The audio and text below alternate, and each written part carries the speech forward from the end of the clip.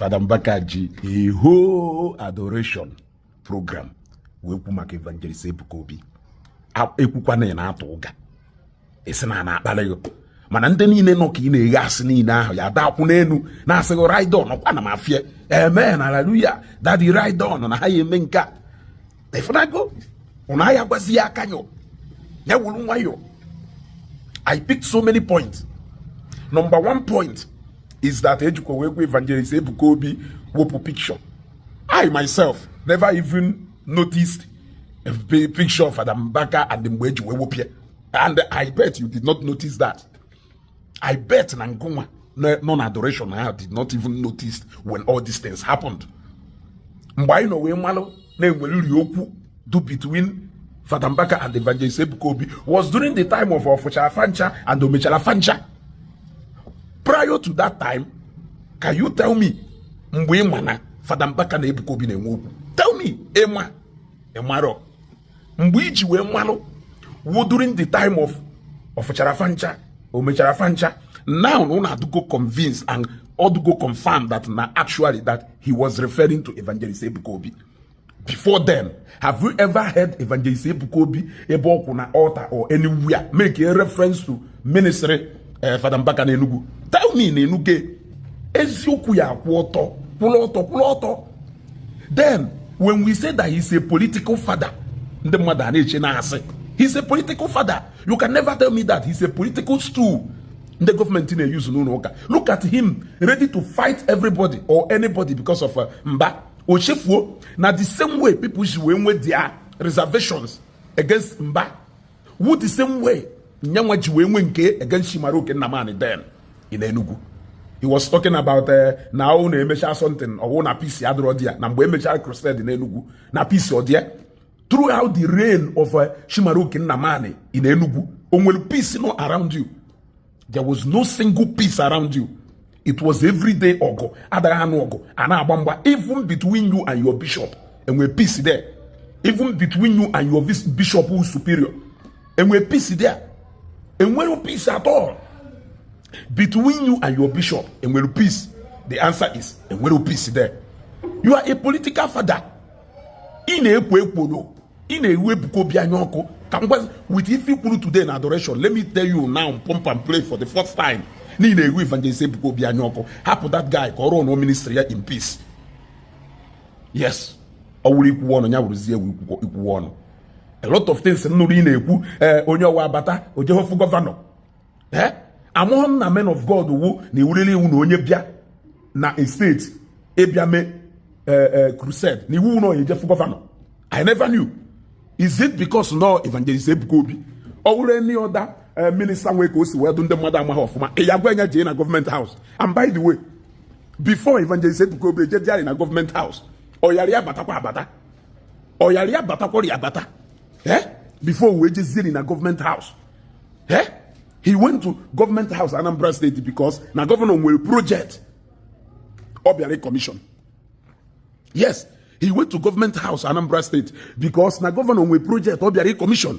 He went to Imo State because na governor will some project involved there. Lagos State he born on for how long? If for that na Lagos State government house.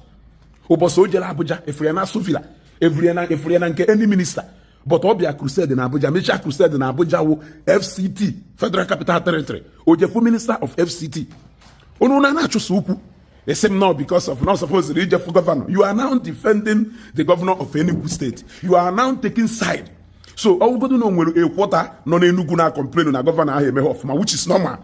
You are coming now against them. You are now the best person marketing Governor Peter Mba of Enugu State. Yeah? Fear no God though. Une is na ku wonu na you we deceive them mother. Neku your wala say you used over 45 to 1 hour out of your program na adoration ground to talk about evangelist Ebuka Obi again. Note that evangelist Ebuka Obi has never mentioned your name since all this saga started. It has always been you mentioning his name left, right, and center. I am saying this because of the day he will reply you from Zion. That day I will be there. I will be there to mount my guard.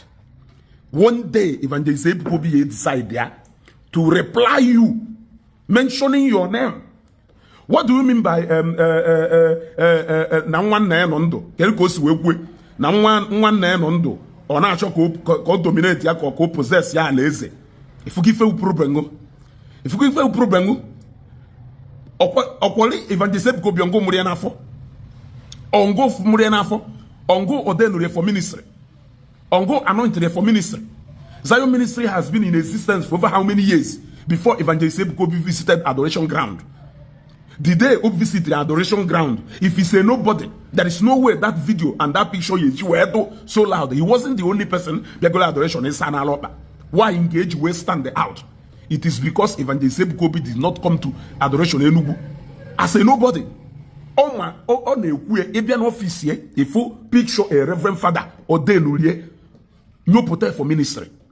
On our warfare, in other words, him coming to adoration is just to come and give you respect. And if at all no which is a picture to anywhere, it is still a mark of respect. So that does not mean that Nongo his father in ministry. You did not anoint him in ministry. Have you ever visited his ministry in Lagos? It's a question.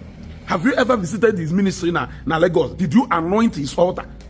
Have you he keep down a mass na his altar? What is all this? Can you the jealousy and the anyuku different?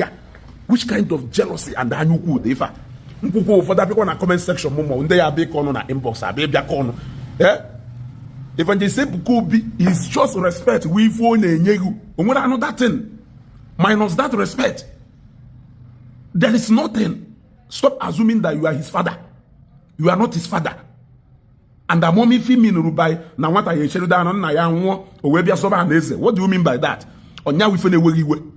No be nya ike kun enu bo bia lo we bia so na eze with you. Eh? Now you don't know the mystery of crowd. But you are the one who taught us the mystery of crowd. You are the one who know from that Jesus Christ is a crowd puller. That he's a crowd puller. I heard it from you. I heard it from your song where you were talking about crowd.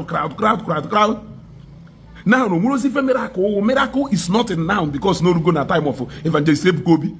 But during the time of the Bible, there no prophecy. During the time of Chimaro Kenka. Emozi na God won't be sorry or you do a miracle. You never knew that time. It's just because now overtaking Adugo, you are now trying to give us a message that we don't understand. If I jealousy, you are trying to justify if Evangelist Ebuka Obi you are trying to justify if Evangelist Ebuka Obi na Enugu by telling him that he should go and apologize to the people of Enugu. They play serious jokes. They play serious jokes. You started giving example with Mbunubu Stadium Feba Ball, Mecha, or Uruno with similar event or sports actually host in that stadium. Kelun actually host to Basa Ebuka. Ayeju Udosicha studio and everything. Then a night to the program, Aloko Stadium. Did he even call the governor of Enugu State? He said, Namu believe na governor Amalomake. But you want to instigate Evangelist Ebuka Obi against the people of Enugu and governor of Enugu State.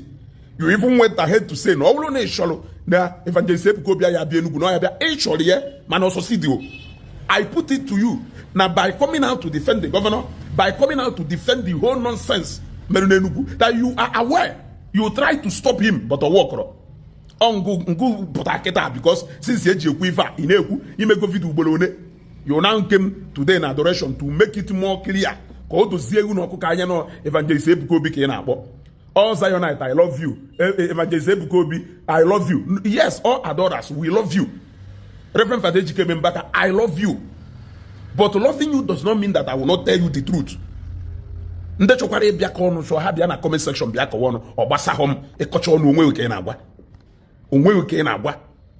stay away from Evangelist Ebuka Obi. Not gonna show you.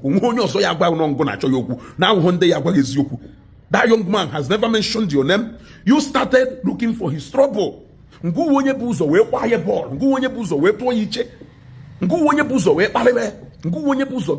dragging. In all those things, he has never mentioned your name. Are you the only powerful man of God from Enugu? Are you the only powerful big man of God from Enugu? Are you the only person? Yeah? But you have mentioned his name countless times. onwere nke mention chala afa egbe anye kwunokwu. Have you ever heard Evangelist Ebuka Obi mention your name even one day? If you want to talk about bloggers na-ekwu maka, what of bloggers ndị otu na-ekwu maka Evangelist Ebuka afọ ha? What about bloggers ndị nkewu na-ekwu maka Evangelist Ebuka Obi afụfa? Evangelist Ebuka Obi were maka ife mụnwa Ezeugo kwuru wee mere ife, or your word call my word call. So why ngwa yeju were ife mụnwa kwuru or if another person kwuru wee na-erile etu Evangelist Ebuka Obi? Ana m ajụ ajụjụ, some of the ajụjụ, if not that your mind had go so bitter against him. Onwere ebe anyị ukwu and jealousy ebuja anyị ọwụ nation na ọya bịa Enugu na ọya bịa. Why are you not condemning ndị chọrọ ka akwụsị ya bịa ese na ọbata onye jefu gọvanọ? Ebe ka edere na constitution na any minister batara n'obodo ebia make crusade no ejefu gọvanọ ọ maka na Evangelist Ebuka Obi ọwụrụ pastor ndị Assemblies of God amaghị onye ọwụ ya sị ejefu gọvanọ. I are granted their access to go and see governor. Or of evangelist from somewhere, maybe I go to Jesus. I grant here access to go and see the governor. Is it because no Evangelist Ebuka Obi? Or where apply here for stadium? When you contrary to Nkewu, or when you kulu, on ya with the far, any juhu na for, who need to defend the unnecessary government. It's a long time, enough time. Ono priest of God, they be do ya don't non-partisan in politics. Ya don't non-partisan in politics. You are now the mouthpiece of Governor Mbaka in Enugu State. You will now defend Governor Mbaka at any slightest distance. What is the need for opposition? Oppositions can no longer talk because now a priest do kaone. But during the time of Chimaro Kenaman, during the time of Jonathan, nenu afagana afio. Afagana afio. Onya wi fa ha na-ekwu. Nke a na-agwa gị nwere ike onwe onye ya agwa gị, but I just nsị ka ngwa gị, hapụ Evangelist Ebuka alone, leave him alone. Unu try ka unu resist, stop here from ibi Enugu. Unu emenwure, that order is not from the governor. Take it or leave it. Achọzina ka ekokosi onye ọwụ n'isi ọnụ. Unu chọrọ ka unu je manipulate the machineries of the state against him. Ofeluo. Unu na-ekwu ojehofu governor. Ebe ka ọ dị na constitution. Evangelist Lagos State on SCC Emeifa ojedanafu ifudana na government house Lagos ubone ka ifudana ala Ebuka na government house na Lagos oyeju obatazi Enugu iwu no yeje iri Enugu ị na-ahapụ da no obejanu crusade balance ofuma owu the same day Holland in Enugu the same day aka shut down stadium ebe oyemive ogbaruze jebe government house because no jeri jemegun e what go because no jeri jemegun. You are being too political for my liking. You are being too political for my liking. Yeah? You are being too political and aggressive for my liking. Leave that young guy alone. Leave that young man alone. Stay on your own. Maintain your lane. Happy yaka. Akoko ni ne na akokito mo nke mma. Eti picture. The only time I won't be able to call a while for Fancha and Domesha Fancha. Before then, who called you? Onye Worogafa. Yeah? Onye Worogafa.